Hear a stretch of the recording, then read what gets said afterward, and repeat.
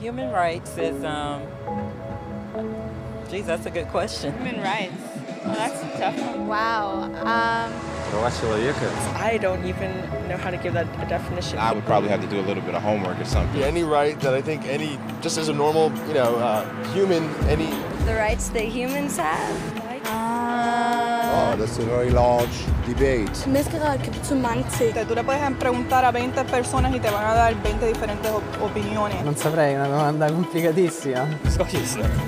We just take them for granted that they're there, but we don't even consider what they are.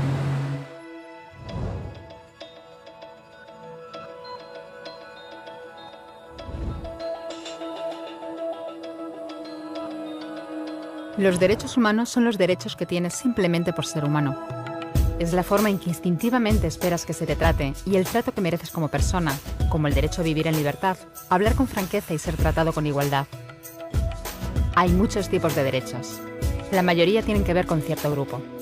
Pero los derechos humanos son los únicos que le corresponden absolutamente a todo el mundo en todas partes. Eso significa niños, gente mayor, pobres, jugadores de básquet, basureros, cantantes de rap, maestros, africanos, indios, albanos, cristianos, musulmanes, cabalistas, ateos, tu madre, tu padre, el vecino y tú. Todos tienen los mismos derechos humanos exactos. En otras palabras, son universales. Pero la cuestión sigue en pie. ¿Qué son? Name the human rights? What the human rights are? The right to live. Equality between all peoples. Right to religion, the right to... Is there supposed to be a list somewhere I should be aware of? De acuerdo con las Naciones Unidas, hay un total de 30 derechos humanos, que generalmente se agrupan y se llaman simplemente derechos humanos. Se enumeran en la Declaración Universal de los Derechos Humanos, que es el documento sobre el tema más aceptado en el mundo. Pero llevó mucho tiempo para que llegaran. Al principio no había derechos humanos. Si estabas con la gente adecuada, estabas a salvo. Si no, no lo estabas. Pero entonces Ciro el Grande decidió cambiar todo eso. Tras conquistar Babilonia, hizo algo completamente revolucionario. Anunció que todos los esclavos podían irse en libertad.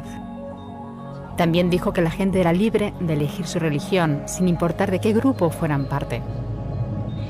Documentaron sus palabras en una tablilla de arcilla, conocida como el cilindro de Ciro, y así sin más nacieron los derechos humanos. La idea se extendió rápidamente, hasta Grecia, la India y al final hasta Roma.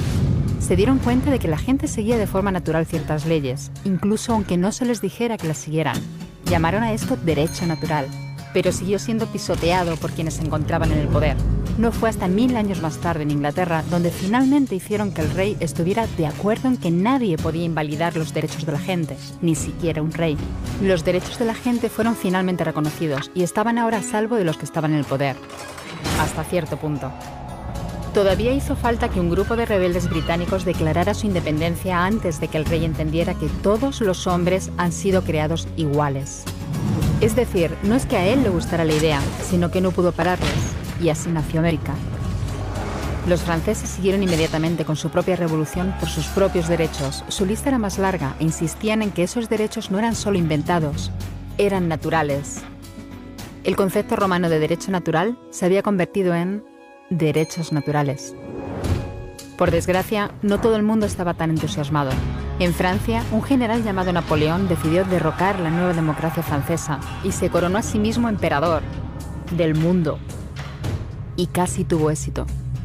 Pero los países de Europa unieron fuerzas y lo derrotaron. Y los derechos humanos eran una vez más un tema candente.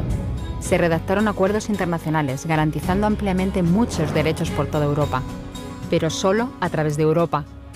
El resto del mundo de alguna forma todavía no cualificaba. En vez de eso fueron invadidos, conquistados y consumidos por los enormes imperios europeos. Pero entonces un joven abogado de la India decidió que ya había sido bastante. Se llamaba Mahatma Gandhi y frente a la violencia insistió en que toda la gente en la tierra tenía derechos. No solo en Europa. Al final, hasta los europeos empezaron a estar de acuerdo. Pero no iba a ser tan fácil. Habían estallado 2 guerras mundiales. Hitler exterminó a la mitad de la población judía de la Tierra en los horrorosos campos de muerte nazi. En total, 90 millones de personas habían muerto. Nunca los derechos humanos habían estado tan horriblemente cerca de la extinción. y nunca había estado el mundo tan desesperado por un cambio. De forma que los países de la Tierra hicieron causa común y formaron las Naciones Unidas. Su propósito básico era reafirmar la fe en los derechos humanos fundamentales, en la dignidad y el valor de la persona humana. ¿Pero qué eran los derechos humanos? ¿Eran las proclamaciones de Ciro? ¿El derecho natural de Roma? ¿Las declaraciones de Francia? Todo el mundo parecía tener una idea ligeramente distinta de lo que deberían ser los derechos humanos.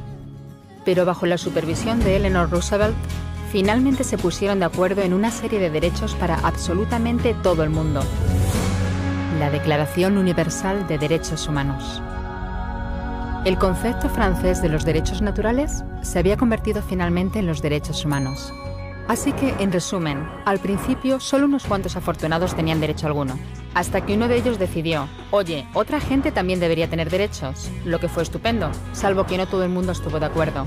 Y solo que llevó unos cuantos miles de años de lucha, declaraciones y más lucha hasta que finalmente todo el mundo estuvo de acuerdo en que los derechos humanos deberían ser para todos. Y vivieron felices y comieron perdices. Salvo que hay un pequeño problema. Si la gente tiene derecho a la comida y el cobijo, ¿por qué hay 16.000 niños muriendo de hambre cada día? 1 cada 5 segundos. Si la gente tiene libertad de expresión, ¿por qué hay miles de personas en prisión por hablar claro? Si la gente tiene derecho a la educación, ¿por qué hay más de 1.000 millones de adultos incapaces de leer? Si la esclavitud ha sido abolida verdaderamente, ¿por qué hay 27 millones de personas todavía esclavizadas hoy en día? Más del doble de las que había en el siglo XIX. El hecho es que, cuando se firmó, la Declaración Universal de los Derechos Humanos no tenía la fuerza de la ley, era opcional. Y a pesar de muchos más documentos, convenciones, tratados y leyes, todavía es poco más que palabras en una página. Así que la cuestión es, ¿quién hará que esas palabras sean una realidad? Cuando el Dr. King se manifestó en pro de la igualdad racial, se estaba manifestando por los derechos que las Naciones Unidas habían garantizado hacía casi 2 décadas. Pero con todo, se manifestó.